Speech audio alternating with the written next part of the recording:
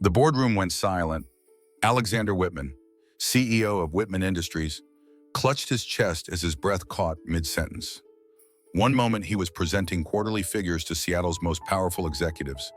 The next he collapsed onto the polished conference table like a marionette with severed strings. Panic erupted. Seven-figure executives froze in their leather chairs, staring at their unconscious leader. Someone screamed. Another fumbled for their phone. But nobody moved toward him. Nobody except Marcus Thompson. He pushed through the mahogany doors, still gripping his cleaning cart. The night janitor wasn't supposed to be there. But the cardiac arrest didn't care about corporate hierarchy. Marcus dropped to his knees beside Alexander, his calloused hands finding his neck. No pulse. His training kicked in. Years ago, he'd completed EMT certification before life derailed his nursing dreams.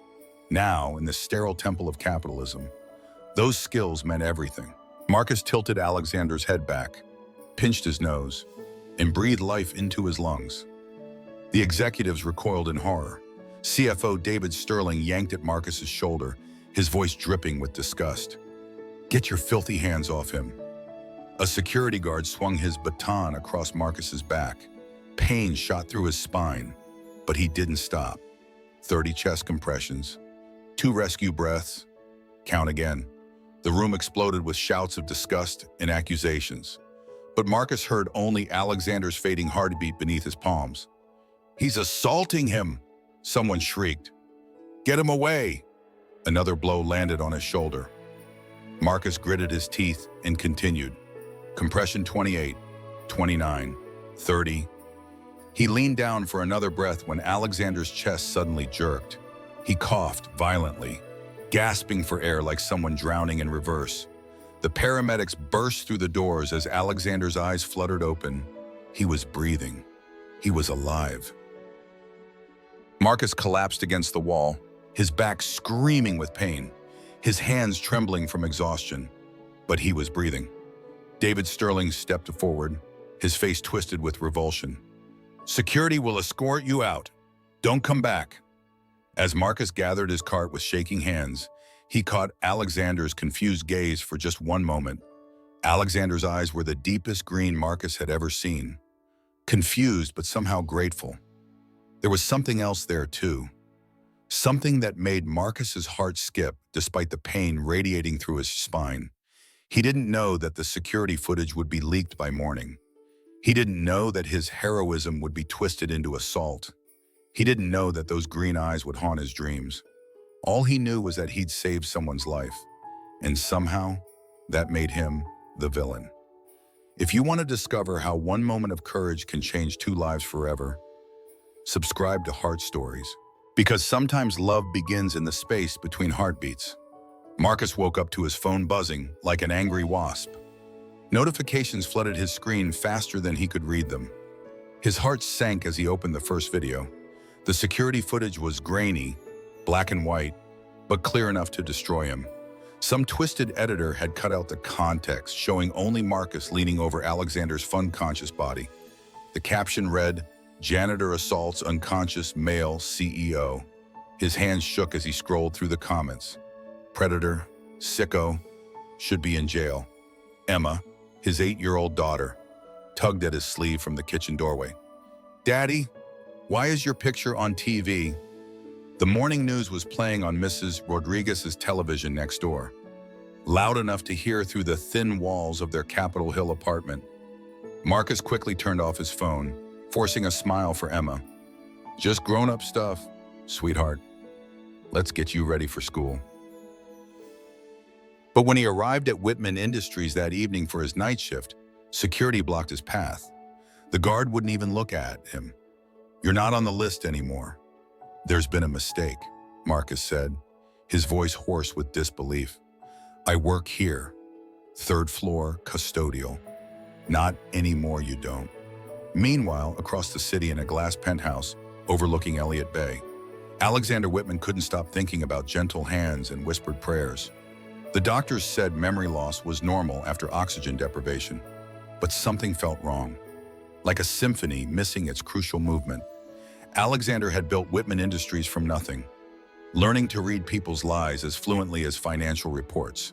Now his own team was feeding him carefully crafted half-truths, and he could taste their deception.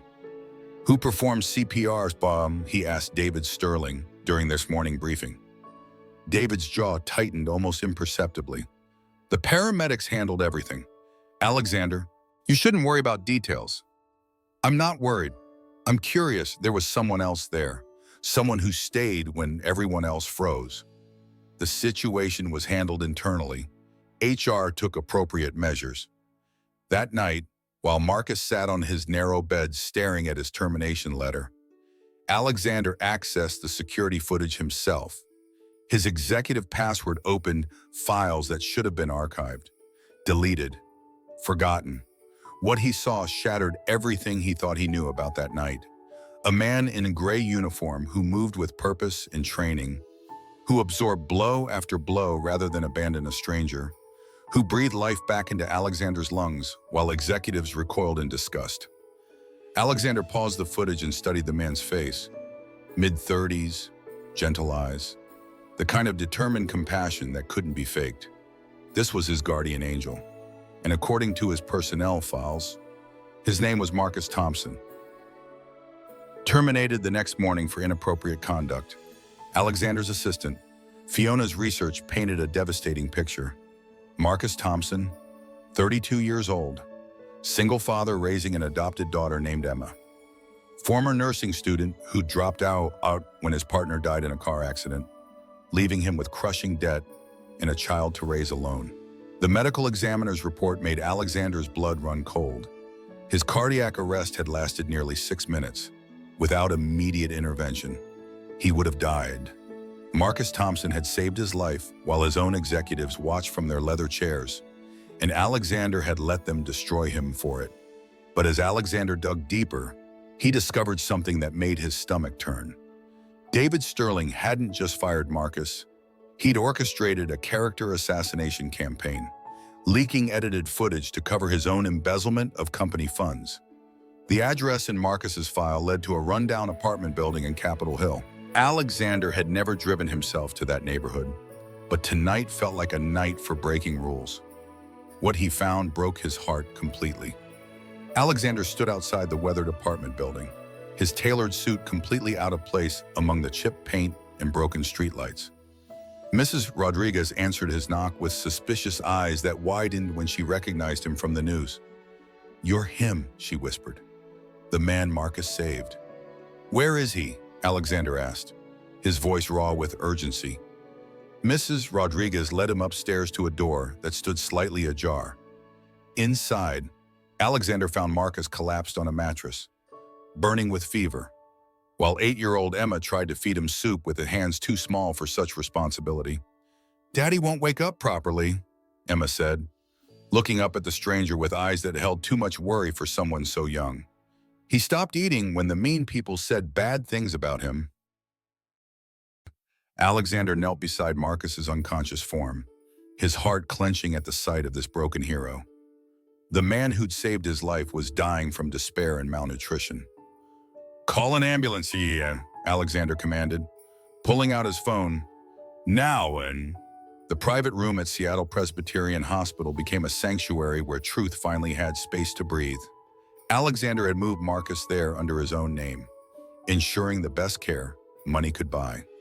He sat vigil for 3 days, watching the gentle rise and fall of Marcus's chest, remembering how those same lungs had breathed life back into his body. When Marcus finally opened his eyes, Alexander was reading quietly in the corner chair, while Emma colored in a hospital-provided coloring book. "You came back," Marcus whispered, his voice barely audible.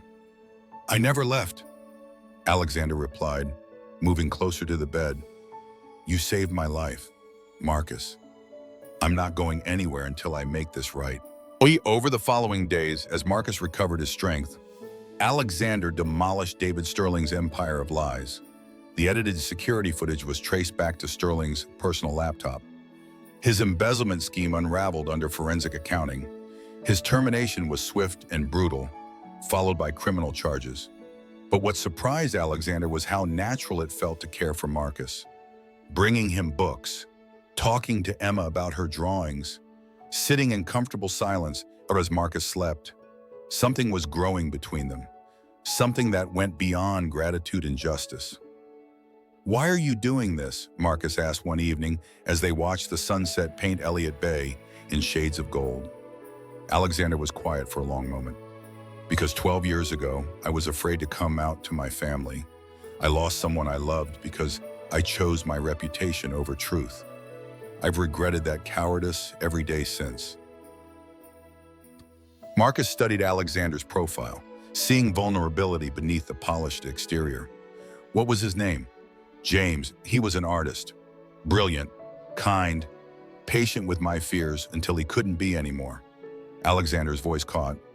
"He died in a climbing accident 2 months after we broke up. I never got to tell him I was ready to be brave." And now, Alexander turned to meet Marcus's eyes, those same green depths that had haunted Marcus's dreams. "Now I know that courage isn't about never being afraid. It's about choosing love despite the fear." The air between them shimmered with unspoken possibility. Marcus reached out tentatively, his fingers brushing Alexander's hand. "I'm not him," Marcus said softly. "I know," Alexander replied, intertwining their fingers. "You're something else entirely. You're the man who risked everything to save a stranger. You're the father who loves his daughter enough to keep fighting when the world tries to destroy you. You're the person who taught me that heroism isn't about power or position." Their first kiss was gentle, tentative, full of wonder and healing. In that hospital room, with Emma sleeping peacefully nearby and Seattle sparkling below them, two broken men began to piece each other back together. Sometimes love doesn't announce itself with fanfare. Sometimes it arrives in the space between one heartbeat and the next, quiet and certain as dawn. 3 months later, Marcus stood in the empty office space that would become his new domain.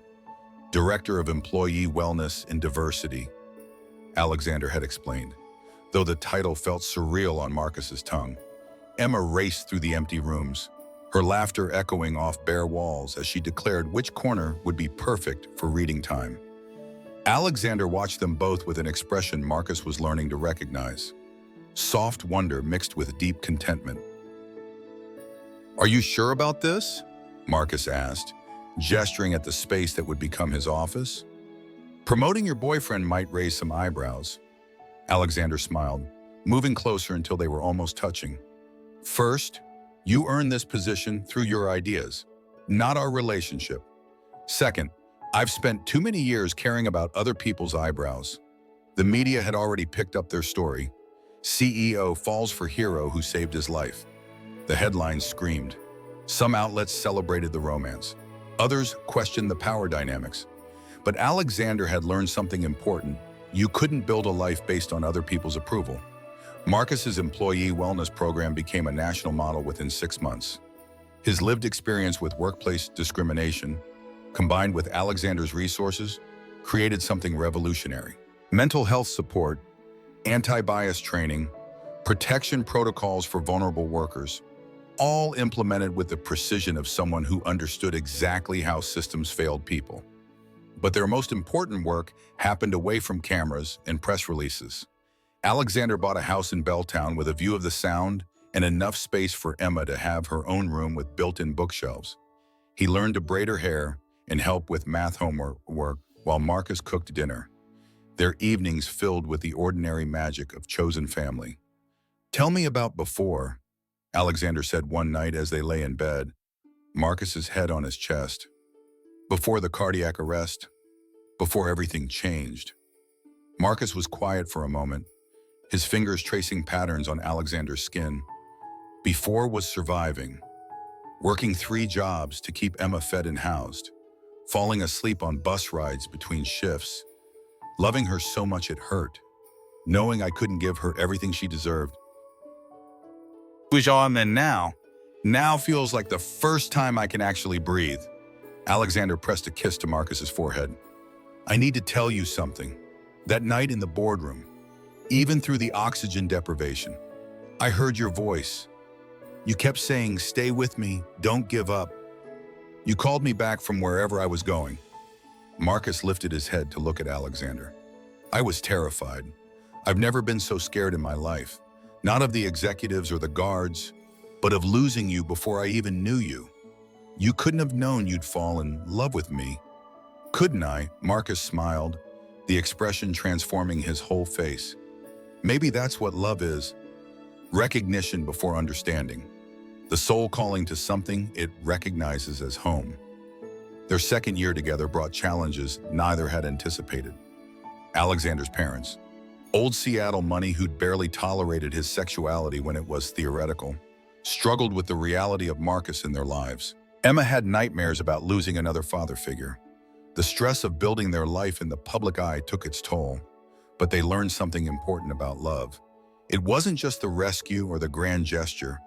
It was showing up for each other on ordinary Tuesday mornings when coffee ran out and Emma couldn't find her favorite shoes and board meetings loomed large. It was Alexander learning to read bedtime stories with different voices for each character. It was Marcus massaging Alexander's shoulders after particularly brutal days negotiating with investors. The real victory came not in headlines or business success, but in the quiet moment when Emma called Alexander Papa Alex for the first time. Or when Marcus realized he had stopped thinking of himself as broken and started thinking of himself as whole. Sometimes healing doesn't mean forgetting the past. Sometimes it means letting your scars become foundations for something beautiful. The Seattle Convention Center buzzed with anticipation as Marcus Thompson stepped up to the podium. Behind him, a banner read, "Building Inclusive Workplaces, a National Summit." In the audience, labor leaders, executives, and activists from across the country waited to hear from the man who'd become an unlikely symbol of justice and love. 2 years had transformed him. The hollow-cheeked janitor was now the confident director whose employee wellness program had been implemented by companies from Portland to Miami. But more than professional success, Marcus radiated something deeper, the quiet confidence of someone who was deeply loved and knew it. In the front row, Alexander held Emma's hand as she sketched the speakers in her notebook. She was 10 now, bright and fierce, equally comfortable in corporate boardrooms and community centers. Beside them sat Mrs. Rodriguez, who'd become their chosen grandmother, her face beaming with pride. Love isn't just personal. Marcus began his keynote speech. It's revolutionary. When we love ourselves enough to demand dignity, when we love each other enough to fight for justice, when we love our communities enough to build something better, we change the world. His story went viral within hours. Not just the rescue or the romance, but the deeper message about the power of ordinary people to create extraordinary change. The Marcus Thompson Foundation launched that spring with a simple mission, ensuring that everyone's heroism was seen, valued, and protected. But the moment that mattered most to Marcus happened later that evening. In the quiet of their Belltown home, Emma was asleep upstairs, dreaming of whatever 10-year-olds dream. Alexander sat at the kitchen table grading applications for their foundation's first round of grants, his reading glasses perched on his nose in a way that made Marcus's heart skip. "I have something for you," Alexander said, setting aside his work. Marcus looked up from the dishes he was washing, eyebrows raised. "It's not my birthday. It's better than that." Alexander pulled out a small velvet box, his hands trembling slightly. "It's the anniversary of the day you saved my life. And I've been thinking about how you called me back from the edge that night, how you breathed life into me when I was dying." Marcus dried his hands slowly, his heart hammering against his ribs. "I want to spend the rest of my life doing the same for you," Alexander continued, dropping to one knee in their kitchen with its mismatched chairs and Emma's artwork covering the refrigerator. "Not because you need saving, but because loving you makes me more alive than I've ever been." The ring was simple, perfect, inscribed with the coordinates, the exact location where they'd first met in that sterile boardroom where everything changed. "Marcus Thompson," Alexander said, his voice breaking with emotion. "Will you marry me?" Marcus dropped to his knees, cupping Alexander's face in both his hands. "Yes," he whispered. Then louder, "Yes, yes, always yes." They were married 6 months later in a ceremony that defied every expectation. Emma walked Marcus down the aisle, her dress a smaller version of his Navy suit. Mrs. Rodriguez served as their officiant, having gotten ordained online specifically for this moment. Alexander's parents sat in the front row, their journey toward acceptance still ongoing, but their love for their son finally stronger than their fear. The wedding made national news, but not for the reasons they expected. It was Emma's speech during the reception that went viral, her 10-year-old wisdom cutting through every cynical commentary. "Daddy Marcus saved Papa Alex's life," she said into the microphone, her voice clear and confident. "But Papa Alex saved Daddy's heart, and they both saved mine." That's what family does. You save each other, every day, in little ways and big ways, until nobody remembers who was broken first. In the years that followed, their foundation grew into a national movement. Emma graduated valedictorian and chose to study public policy, determined to change systems from the inside. Marcus's story inspired legislation protecting whistleblowers and workers who intervene in emergencies. Alexander stepped down as CEO to focus on their foundation full-time, finding more purpose in lifting others up than building corporate empires. But success wasn't measured in headlines or policy changes. It was measured in quiet Sunday mornings when they read the paper together in bed, in Emma bringing home her girlfriend to meet her two dads, in Mrs. Rodriguez teaching their granddaughter to make tamales, while Alexander and Marcus painted the nursery next door. On their 5th wedding anniversary, they returned to the boardroom where it all began. Whitman Industries had been transformed into a cooperative owned by its workers, the sterile corporate temple now warm with employee art and family photos.